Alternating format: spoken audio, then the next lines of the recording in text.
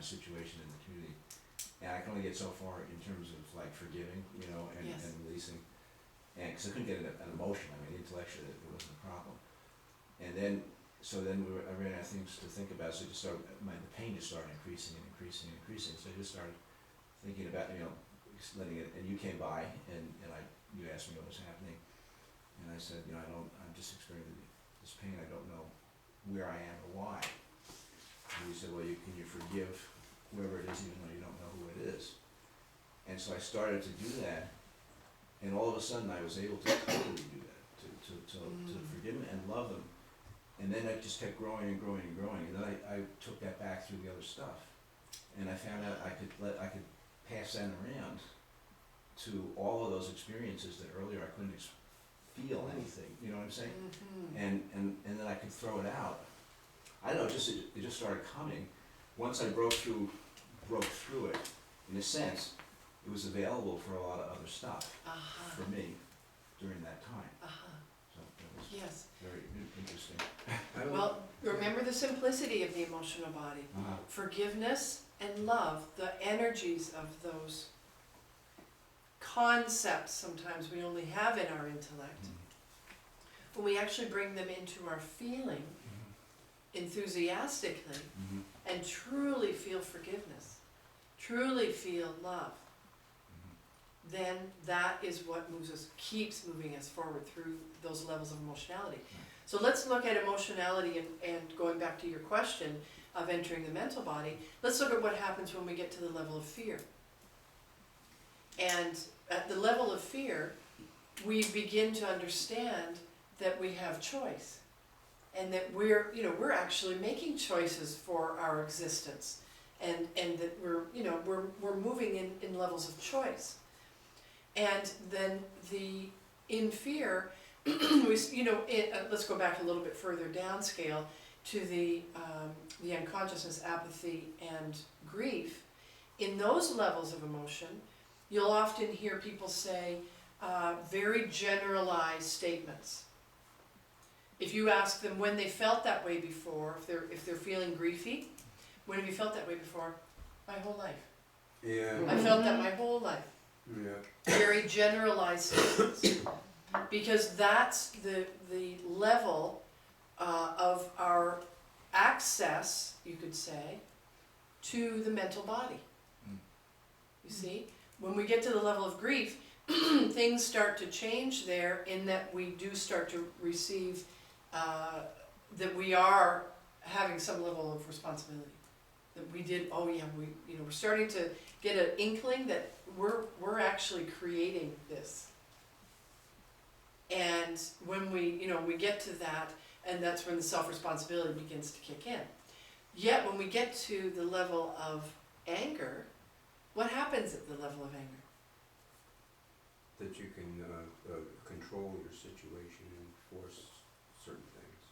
Yes, we learn about our power and control, but there's something that happens very specifically in the level of anger where we get specific memory. Okay. That specific memory is our connection to the mental body, which is outside of time and space. So all of a sudden, through all of our effort of going through the lower emotions and getting up that far into the level of anger, then we have that level of connection into the mental body, and all of a sudden we get full memory. It's like we are in the memory, it's like we are in the actual specific memory, and things can really start moving if we work hard there. If we get really committed to ourselves at that point.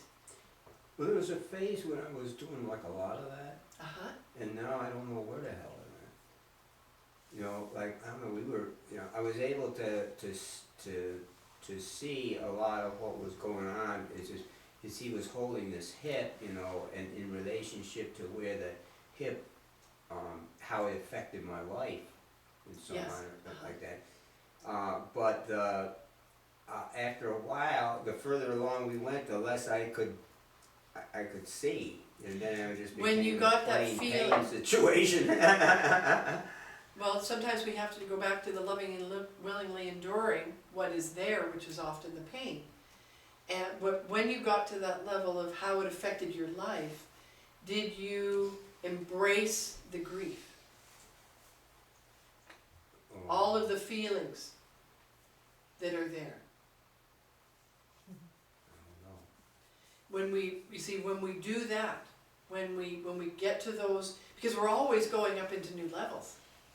So one time after many years of going, I had felt like I had cycled through all the levels of emotionality so many times I couldn't imagine that there'd be anything left. Right. Yet at some point I became very, very apathetic. Mm. It's like, I was asking myself, what's happening? What is this apathy I'm feeling? And the answer was it was almost like somebody speaking that was like saying it as in a very humorous way. Well, what happens when another level comes out of unconsciousness? Where do you think it has to go first? Right. Where do you think you get to experience it first? Go back to your roots. And it's like, and then I was like, okay. And so enthusiastically again, going through another level. That's why I continually keep saying it's more and more and more. We're never arriving. There's never a goal. There's not we're not going to be gurus. We're not going to be any of these ideas that we set upon on this earth plane. Oh, jeez, I had my logo all screwed up. Like the work that I'm doing, it shows like I have the 7 planes of nature, and it's like the astral body, the etheric body, and then it shows levels of the mental body. Yes. So when we're doing this, are we going up to different levels of Yes. the mental body? Yes. Which is that the subconscious part of our... The mental body is always present. And all of the levels, 49 levels of emotionality, are always present. The only thing that isn't present is our awareness of them. Mhm. Yeah. Yep. And Is that the subconscious mind? that where the mental is body that is all the resistance that we still vibrate. Mm. So all the resistance that we still vibrate, which what is our definition of resistance? Oh, I don't know. Anything we didn't accept completely with full yeah, well, we encompass. We'll simplify it. Anything at all less than love. Pure unconditional love. Anything. Okay. Oh my gosh, it's everything. There's a 6th level of pain. My definition is screw this. So anything less than love is resistance. Right. So we can only see from where we see. We experience from where we are. And we can lovingly and willingly endure that place. Right. And as we lovingly and willingly endure that, we get to move forward and experience with this increased level of willingness, with this increased level of ability to access love, the love that always exists, everywhere, everywhere. The only thing that separates us from that is our resistance. I am getting a new idea of this thing, these things that have always dogged me. Like for example, the thing I've been working with is anger, but whatever it is, those actually, that's my plate, that's my meat. I take that and enthusiastically embrace it, and it will take me upscale. Instead of when I see it saying, oh shit, there it is again. Right? We can say, oh shit, there it is again, because that's our awareness of it. That's our observation. Okay. That's the first step. And then, okay. Yes, we have to become aware of it before we can move it. Uh-huh. Observe, Mm-hmm. receive, Okay, right. re-experience, release, Release. love and forgiveness. Yeah, yeah. What it is a preconceived idea of how I will observe it, how I will receive it. It would Yes, be much yes. better to not say, oh shit. If we stop at that, Yeah. if we stop at the observation, Uh-huh. well, we're waiting for our next opportunity. I think I feel like this is breakthrough. Really? I mean, because these things, you always Yeah. feel, I said, oh gee, I'm such an angry person. I'm such a bad The labels that temper." we put on ourselves. Yeah, yeah. Yes. But that was upscale from when you were doing it all and not even Right. thinking I'm such an angry person. Yes. Yeah. thought everybody else We was must, yeah, the awareness always comes first. The awareness comes first. Observe. Observe ourselves. Observe our actions and our words and our, even take some moments in the day to study that. Yeah, Uh-huh. Study our own consciousness right. and what it is. And not as a looping of like, you bad girl or you bad boy. Not like that. But as a gift to ourselves. Right. Yes. To yes, say, right. oh, okay, what was it? Just looking at it. I mean, if we missed it, let's say, we can always see it in retrospect. Uh-huh. It's like discovering a treasure. Yes. Yeah. Yes. Oh, yeah. It's the buried Yes. treasure. Yes. That's enthusiasm.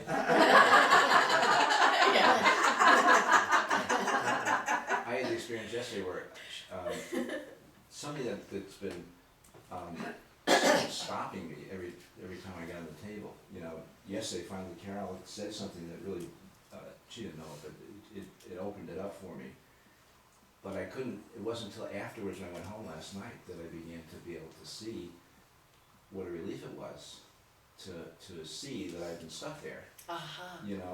And to see that it was just it was nothing. It was Yes. it was some opinion of myself that I could never forgive. It was an odd thing, Uh-huh. and I didn't do it on the table. I mean, I kind of broke through, but when I got home afterwards, I started writing down, and I realized that I could keep working after I got off the table, Yes. and and sometimes it was a lot easier, doing it that way. In other words, that I hadn't lost anything by not being able to get completely through it on the table. Nothing's ever lost. Right, and that it just keeps going. So it was wonderful. Thank This you. time together is a catalyst. Yeah. It's a boost, and you'll Yeah. see it not only for yourself, but for communities, and it ripples out throughout, throughout. Mm-hmm. And you'll see even global changes. We've seen many, many global changes with body electronics. Mm-hmm. Really?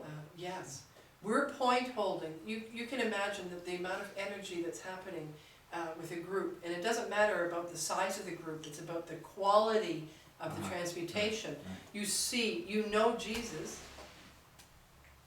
so one being set on planet Earth. Mm. Mm-hmm. So it's not about the quantity, Mm-hmm. it's about the quality within us.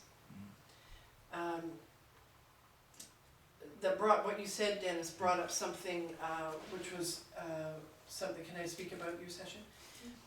With Rose yesterday on the table, it came up. She was experiencing pain, and then I felt to say as I passed by, well, sometimes it's funny when we get to pain, because the thing that we avoid the most, the dreaded pain. We've set our whole society on avoiding pain. Mm-hmm. Mm-hmm. People are making billions of dollars in this very moment Mm-hmm. on the idea that people have bought of not experiencing their pain. Right. I mean, Zach and I watch the television, and we're like the comedians, making jokes about the pharmaceutical things, Yeah. you'll feel like yourself again. Cracks me up is the list of all the effects? things at the end. And then at the very end, in a very quiet Yes. voice, and possibly death. Yeah. You may experience sudden death. What a good Right. Okay. Sometimes But they're yet- huge. The list is like you get this, but then you also get all this crap. But what we want to do as humanity has spent eons trying to avoid pain, emotional pain. Mm-hmm. And all of our actions if you look very carefully, a lot of our actions will be around the avoidance of pain. Yeah. Yet, but when we get to the willingness to truly experience the emotional pain, Mm-hmm. we have a really good laugh at ourselves because it was never as dreadful as we had anticipated. Right. Well, what was more painful was actually trying not to experience the pain in the first place. Doug would term that, That's called the old shit syndrome. Doug terms that, redefine your relationship with pain. Yeah. You know, experience it and redefine it. Embrace it, love it. Mm-hmm. Pain is a very, very beautiful experience. When we're willing to feel it and move through it in an enthusiastic, loving way, Mm-hmm. it's a very, very beautiful experience on this human path. Wow, there's a thought. I have a little resistance to that. Resistance to the pain. No, just the beauty of it. No, you can do the thing. No, but That takes me in, did you want to say something? No, it's- I had 3 childbirths, and the first 2, my whole aim was to avoid pain. Yes. So I had whatever I could get, them to give to me, Right. And including the needles up the spine, for the epidural, and then it didn't work partly, and then I had some kind of a huge pain for all night afterwards because of it, I think. Then, dangerous, but to avoid pain, Yeah. All the things, all the pain we experienced. Yeah, look at these humans, they're so stupid. And then the last one, I was afraid to get pregnant again, a 3rd time, but something, was saying I want one more. He wanted more than one more, but I wanted one more. And I had it all natural. At home, with my friends, with Mickey right there. And I experienced the pain, and that was when it was not like the others. It's not what I was dreading. And I was there, just me, naturally experiencing it, with friends rubbing my feet, and it was beautiful. That's the beautiful. Yes, It was yes. painful, but it wasn't what I was avoiding Yes. those Yes. other 2 times. She came out of the delivery room the first time, and she was into anger. She says, nobody told me how bad that was going to be, including my mother. Yes, we feel betrayed. Yes. I felt that betrayal Yeah. in childbirth. Is there fear there? That you're trying to avoid pain? Trudy? All of the Yeah. emotions are there. Some fear? Yeah. All of the emotions are present Mm-hmm. in childbirth. Even a cranial doesn't touch childbirth. So all of the.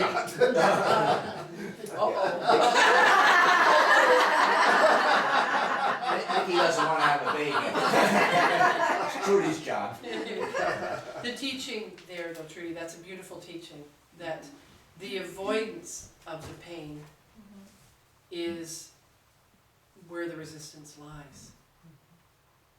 So all of those aspects that are anything less than love is what creates pain in the first place, by the way. Anything less Pain than is, love. right. You see, where is pain?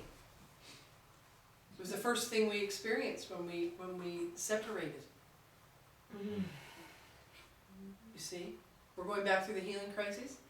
Well, it's the last thing that we're experiencing because we're going back in the opposite direction, right? Mm-hmm. So, but when we separated, when we decided not to love, when we made that choice, every human being, when we made that choice not to love and to experience this reality. It's just an experience. So when we made that choice, the first thing we experienced was pain. Then the next thing we experienced was, right, then fear, then grief when we dropped underneath, then apathy, then unconsciousness because it was all just too painful Mhm. to experience at all. And that's where death came into the scenario. Was because of the accumulated pain, The unwillingness to experience. the unwillingness to Yeah, to- experience. to- That's why To go back up, right, Drop back up dead through. Yeah. at 50. Death is a manifestation of the unconscious, Uh-huh. and that is experienced due to the unwillingness to experience love. Mm. It's a loop that and this is all, and all of it is just a beautiful experience. Right. Was that the fall that we Yeah. know of as the fall? Yeah. Right. Okay. Right, it's a separation. Yeah. But we have put so much dogma around it. Yeah. It's experience. And we get to, and this is a joyful experience. All of it is joyful. You know, as it's presented as the anger of God as punishment, Right. and it's simply, we Our chose- intellects have come up with all Yeah. kinds of And constructs we've for chosen it. to be here to go through this thing, we've kinda gotten sidetracked, so we've been here longer maybe than we needed to. Yes, well, And then we just need to. everything is in perfect divine order, Right, really. exactly, that's right. So, that's right. so we can't, we can't really say that it's, timing is off. Timing is always in right. perfection, truly. Right. Yet, boy, we've dragged it on. Yeah. I have that feeling. Also, this last century, the massive drug use is like a recapitulation, and just seeking unconsciousness at an incredible level. All of us that got heavily into the drugs. Or enlightenment, Yeah, well, okay, it was both, I think. simultaneously. Yeah. It resulted in unconsciousness, but actually drug use and, in the 60s, when all of these drugs came into being, that was actually in a global consciousness, seeking for greater levels of light and love. Right, true. Yet what we actually experienced was greater levels of unconsciousness. Yes. Right. And but we went through that. Right. All of us went through that, who lived in that time and experienced it in that way, for beings. And we're still going through it. Yeah. So that we can understand and move through it. Was uncontrolled and undisciplined. That was the main thing about it. I mean, I was blowing keef, and the guy he took the keef and he put it in a hookah, and I took this tremendous belt of it, and I went over. There was like a what do you call it? Aquarium, fish, and the bubbler, it was a bubbler, and the bubbler was bubbling up to the surface of the water, and there was a light in there. And what I looked at, what I was seeing, what I thought, what I was experiencing, was the stars being created at the beginning of time. And I didn't even realize that until I read it in C.S. Lewis, where he has a passage in there. He knew the same thing, but that was just like, the thing about that was it was just a moment and a place, a small piece Yes. within a whole bunch of chaos, where I was also having hell experiences Yes. in a short time thereafter. Mhm. You know what I mean? It was. And what was necessary was for me to get into a program where I had specific discipline to move upscale. That's a whole ball of wax there, Bert, because discipline is important, yet at a certain point it becomes completely unimportant. Right. Yeah. It's like sectarianism it's like any of those things. It has a place at a certain time, and then you have to break out of it. Well, we otherwise break out of it in anger. That's actually That's what where we did. break out of it. That's what we did. And what happens is, we still got a ways to go. Right. What happens is, you've described perfectly, the in control, where there's a real awareness there, and the out of control, that is experienced in anger. So the dualist, that control, when I talk about control issues coming up in anger, well, we get to experience the dualism of control. So the out of control. You may have experienced that a little bit on the table yesterday, Tom. That feeling of being out of control. Well, when we can embrace that feeling, because for some of us, that's the worst feeling in the whole world, Right.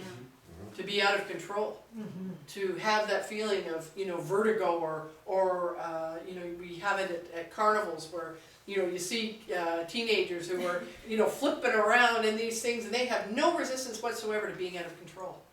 They're loving every second of it, and that's why carnivals were invented in the first place. So that, the thrill, that becomes like the thrill of being in that, out of control. And that's part of the drug use too, was that thrill. We got a thrill of that being out of control. And simultaneously, a part of us knew that we were completely in control. We could experience that duality. That's exactly what it was. Yes. Everybody thought I was out of control, and I knew what was going on. Yes. Well, we reach that level of drugs sort of override a lot of the lower emotions. Sometimes, certain types of drugs.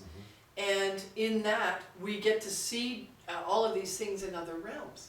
I had an experience when I was 15 years old that put me on my path of like, okay, there's something more. Yes. And that was through, I didn't do a lot of drugs, but I did acid a few times. Yes. And somebody gave me a hit of acid, and back then it was like pretty good stuff. And I guess later it got worse. But so I was supposed to go out with my friends and do it that night, but I got in trouble, and my mother said, "You're grounded, you can't go out." And I had this hit of acid. I was like, No. "Really, you want to do this tonight?" So I thought, did it, went sat, watched TV with her, and then all of a sudden, this is not going to work. The TV starts melting. So I went to my room, and I laid there by myself all night in the dark, and I had such an experience. It was like a door opened, Yes. and I felt my true soul, my true self, and I realized that every part of me was different emotions, anger, and I related it to body parts. Like Yes. my arm would be anger, and it's covering up my soul, and this part would be grief, and it was covering up. So I figured it took all night, and I figured it out in so much detail that I saw that there was something covering up who I really was. Yes. And from that moment on, I went, okay, there's something more. Once we have an experience like that, there's no going back. Yeah, Right. yeah. And that's why we're all here today. Yeah. Because now we're doing it. See, those experiences were giving us insights that we, because parts of ourselves were actually, there's a paradox there, because actually parts of ourselves were being blocked so that we could see more. That's, Yeah. that's what happens in drug use. What we do now, and this is our, let's say our challenge and our reward, is to experience life without drugs. So getting to the place, do you not have pain in your arms when you're on the body electronics table? Yeah, like, I get really bad pain in Yes. my arms. So experiencing where, you're experiencing it in the body, you were showing that, Yeah, being shown that yeah. by yourself. And there's so much going on that we're unaware of. So now we're unlocking all of that by going through the healing crises, one step at a time, not jumping ahead of ourselves, and we're all at different levels. And all we, as we move through this, all of these things are developing levels of ourselves. So we talk a lot about compassion in the earthly plane. Well, and we develop compassion in the emotional body. Yes, this is the truth. Because as we experience the higher emotion, we develop the compassion for the people who we know are still coming through what we've just done. Yet when we get through this to a certain level of the emotional body and get access to a certain level of the mental body, compassion ceases to exist. No longer necessary. Because what? Because you've seen. Because there's no necessity for it. Oh, yes. No separation. There's Because no, you're forgiveness loved, you're is loved. only necessary in the emotional body. Right. When we get through all this emotionality, forgiveness is no longer necessary. So compassion is Becomes unnecessary. redundant. Yeah. I've had this experience where when I'm opened up a little bit and I will think of old friends or even current friends, but basically people who are just living their life, they haven't turned into the way yet, or whatever you would say. And I find myself weeping for them. And I don't know why, but I think That's usually our own grief talking. It's, we see things externally, not as they are, You're but as identifying, we are. yeah. You see? Oh, Yeah. So when we have those, I call that opportunity or catalyst, external catalyst, to show me what's within me still that needs to have transmutation. So instead of projecting that into our outer environment, we can then, the same as anger, we can bring that into ourselves and really just feel that grief and feel those words that go with the grief. Feel the memories that we associate with that grief and transmute it within ourselves. I just You had know that- the old saying about, if we change the world, begins within, or you change yourself and the world changes around us. I just had that experience because we just went another round of illness with my sister. 3 months in the hospital, and they gave her a 3% chance of survival. And to see her in the condition she was in, I started to feel so much like sympathy, not sympathy, like just feeling bad for her. Like, oh my God! And I started really identifying.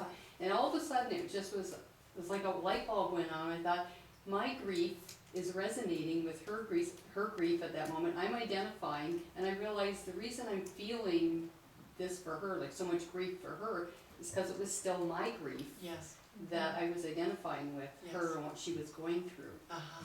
So I really, at that moment, got a clear understanding that it was what was still in me, that I was feeling so much pain for her. Yes. I And those had are the that. opportunities. I had that happen when I had the stillbirth, because people knew I was pregnant, I was full term, and then they'd see me, like even somebody I didn't even know, the grocery store lady, oh, you had your baby, and I'd say, oh no, and tell her what happened, and like I just watched how people reacted to me. It was their grief, you know, but they were like, Yeah. oh my gosh, and they would cry or feel, Yeah. whatever it was that they felt. And I remember kind of thinking, well, you don't have to feel that, like, for me. Well, the issue with that is people who do not have the ability yet, because they don't have the way to actually transmute, we're only stimulating our environment. So the that person who gets stimulated and doesn't know what to do with it, you have a method of transmutation. You know what to do with that when you get an outer opportunity.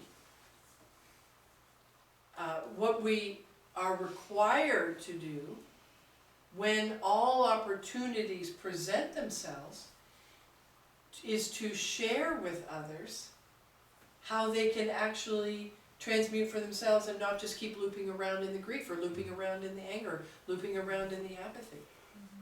We have that responsibility to others, because guess what? The others are us. And we're not just doing this for ourselves. It has to be, we eventually when we get through a lot of the emotionality and get into the level of pain, especially the level of painful pain, we truly then understand that we are all connected in our emotional bodies throughout the whole earth. No human being on earth is separate from one another in our emotional bodies. So that's why we can know that if we point hold here in Petrolia, Ontario, we're point holding for the whole human race and beyond. The work that we undertake within ourselves is not only for ourselves, but for all beings, everywhere, every when.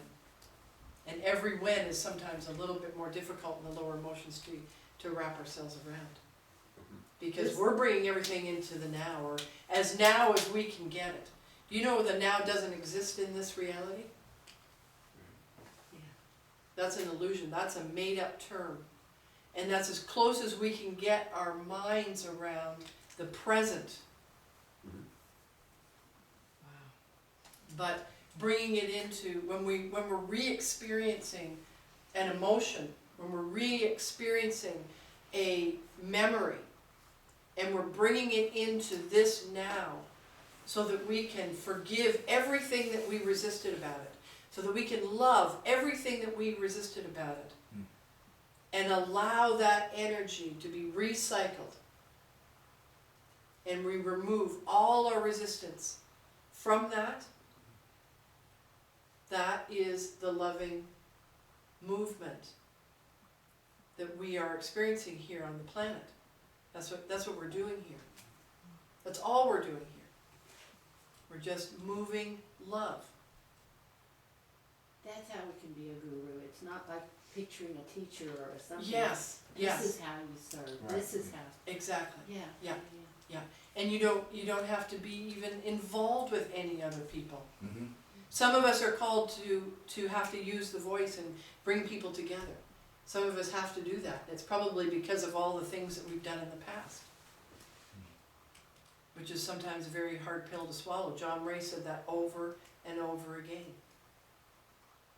But some of us don't have to do that. Some of us can, sit on a mountainside somewhere or in our little cubby holes somewhere and do the exact same thing, because we're changing our own resistance patterns within. And that thing that says, oh, I gotta be this, I gotta do this is my picture of how I will serve, and da, da, Yes, da. That doesn't even That all apply. changes when we're moving upscale. Mhm. Our picture of how we serve in grief is very different of how we are serving in the higher emotions, and very different again of how we're serving when we've gained some mastery over the entire emotional body. Yeah, right. Because that's when true response ability. One of John's teachers said, upon John's questioning, well, how do I get light? How do I serve? How do I do this? How do I do that? What do? I observe, I participate. Appropriate participation is what occurs when we get the resistance, or at least the bulk of our resistance out of the way, and really truly just begin loving. Let's talk a little tiny bit about the yin and the yang. When we are observing the yin activity that is happening around us. Where did that come into existence? What are we experiencing in our yin activity around us? Receptiveness. We're receiving it, yes. We're receiving it as an external activity, but where did it come into being? The yang. And where does the yang exist? Creative. It's creative. Right. Creative. And where is that creation? God. And where is that God? Here. Where is it? Here. Present. Where is it for us as individuals? Inside. Here. Right. Within us. Right. And where do we have creation, the God presence that we are connected with internally, and where is that connected to our awareness? In time. Through the tail, or the Pituitary? Go through the whole system, Yeah. but that is connected through our mental and emotional and physical bodies. Oh, okay. This is what we're experiencing right now. This is our experience. Mhm. People say, they throw out that term, well, everything's an illusion anyway, you know. That's usually just a real cop-out for apathy. Okay. Yeah, yeah.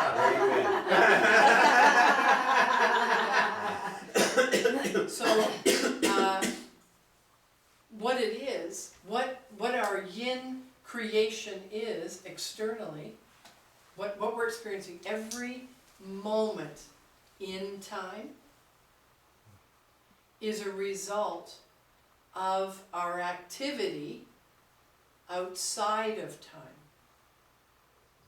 the yang aspect, which is the mental body, being made manifest in the emotions and then in the physicality.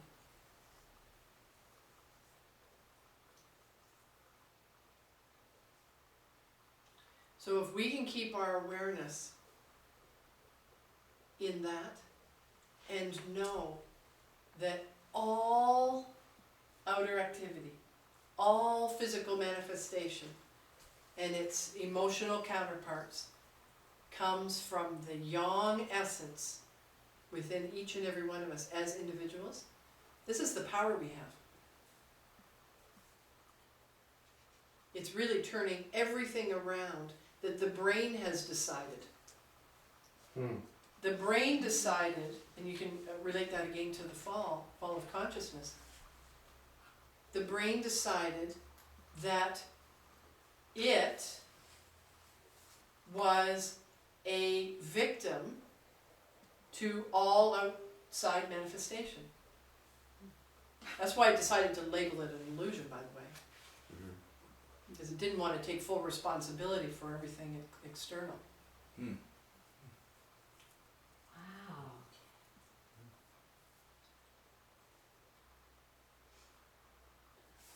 So when we change our consciousness, what happens to the external environment? It It changes. changes. Right.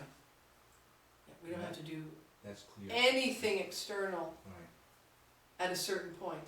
When we know that consciousness is our outer environment, the yang aspect of ourselves is our experience, is our outer environment, if there's any tweaking to be done, we do it within. So when we're standing around trumpeting what's wrong with our circumstances, Yes. if we would become aware of what we're saying, then we would be working on that within. We would just go within and Yeah. use the transmutational process Uh-huh. Oh my gosh. and go upscale. But also, Those are this the is very icons. empowering, so you can see why, I mean, I've just only recently seen why all the leaders and all the, you gotta do this and you gotta do that, and the media, all this is taking away from a person's individual power, If we buy into it. if we buy into it. Yeah. Exactly, but, you know, And yet of course we it have. shows you that you're totally free Yeah. if you decide to be. Yes. You can't. You have a can't stop choice. You have a choice. Right. The question is, how conscious is our choice? Yeah, I got a choice, all right. We always have a choice to change But from where we are, we were from thinking exactly in where terms we of are. going to heaven, and Jesus says heaven is within. Yes. But I still have that, you know, from Pie in the childhood. sky. Yeah. Yeah. She figures you can get there in a Winnebago. Have something. Well, and also what you were talking about, no separateness, again, it's back to these things in the gospel that are illuminated. Love your neighbor as yourself, Yes. you know? Yeah. Love your enemies. Who can make sense out of that? Yeah, they're all the same. Without naughty electronics. It's just so simple. It's so simple. What happened because she started loving her neighbor, and damn, it was her enemy too. Two birds with one stone. Very economic. The perfect duality. Listen, I wanted to tell you something too about resistance. When you were talking about resistance, there was a time in my life, I think it was about 10 years ago, I wanted to be annihilated. I don't want to go anywhere. I don't want to go to heaven. I don't want to go to hell. I don't want to be. I want to be annihilated. Zap. Yikes. Hamlet. Now, that would be like resistance, you know? Definitely. It's upscale resistance. We used to But in a describe- sense, it's a beautiful thing, you're seeing both sides. Yeah. You Well, know, and you know that there's neither one nor the other. oh, I You see? see. Your brain interpretation of that was annihilate me because, you know, I'm not going here and I'm not going there. Uh-huh. You see, so there you saw a dualism, Yeah. and yet you took the middle road, which was maybe a little harsh. What we can do when we see both sides, when we Uh-huh. get to the mental acuity of being able to see both sides and see the resistances we have to either hell or heaven or whatever labels or whatever ideas and resistances we've put around all of those labels, if we can see both sides for exactly what they are and who they are and how they exist, and bring them together as one in a loving, complete encompassment, those both sides become one. Yeah. They actually only exist in the mental construct. And they literally become one. And when you have a duality come together, you better believe you will see a flash of light. You bring your consciousness together in a oneness. Then you will see light. The light, I often come into communities where they're concentrating on light, and it's again the backwards brain thing where they think the light is going, you know, if they do this right and that right and all this right, then you know, the light is going to grow or whatever. The light already is. Right. The light is non-dualism. The light is always present. We only separated ourselves through that light by not loving. And the second we go back to loving, we discover, once again, the light that always is. Or like what was it, who is that, Holmes that said that, was saying that you can't stand it, the problem. Right. Joy is like, oh, can I get this much joy? Well, it's back to that great Beatles song. All you need is love. Do, do, do, do, do. And let's look at, you know, we know about the Ark of the Covenant. You know, on this plane, there is always, the light has always been present, even in the form that made its way to physicality. Yeah. Isn't that an interesting one? Well, your Moses is he had himself chinked into this rock, you know, so he wouldn't fall off, you know, and brought this thing down, you know. That I as far as I know, what's in the ark was the tablet, right? Well, what was in the ark, or actually what is in the ark, Yeah. but we hear it in stories, so we think of it in past terms, but what is still present here on the earth is what has been described as the manna. And Zach and I, we were running around looking for the manna, weren't we? The other day.